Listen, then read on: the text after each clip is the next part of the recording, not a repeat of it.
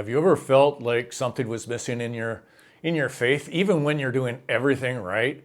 Jesus spoke directly to a church just like this, a church that seemed perfect from the outside, but was missing something vital. Today, I'm going to explore Revelation 2, where Jesus says to that church at Ephesus, "You have left your first love." What does that even mean, and how can it transform our lives today? Stick around and let's take a look at this wonderful message. Jesus' words are very convicting. You have left your first love. But what was this first love? For early Christians, that initial love was a passionate love for God and love for others. This wasn't just a feeling, it was their purpose, the driving force behind every action. Could this be the love that faded over time, even as their outward devotion grew stronger? Notice that Jesus doesn't say they lost their love. He says they left it, and there's a big difference.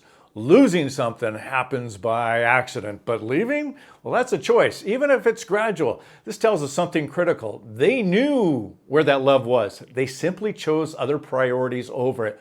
Maybe slowly, maybe even unintentionally. It's really easy to get caught up in the motion, showing up at church, serving, doing good works, but if our love for God isn't at the center, it's just a hollow routine.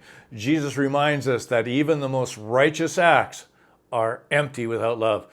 Could it be that we've also drifted, choosing activity over intimacy with God and His people? Despite their works, Jesus held this against them. They had lost sight of that love, and without love, everything else loses its meaning.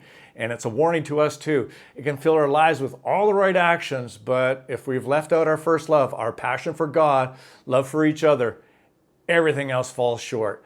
Jesus calls us back to that love because without it, we lose everything. So let's take a moment and ask ourselves, have we left our first love? Or are we simply going through the motions? Jesus' message to the Ephesians is a message to us all. He calls us back to love and live in that intimate relationship with Him and with each other. So today, let's choose to reignite that first love, make it the foundation of everything that we do. Thanks for watching. If you like this video, give it a thumbs up, share, comment. God bless you, and thanks for watching.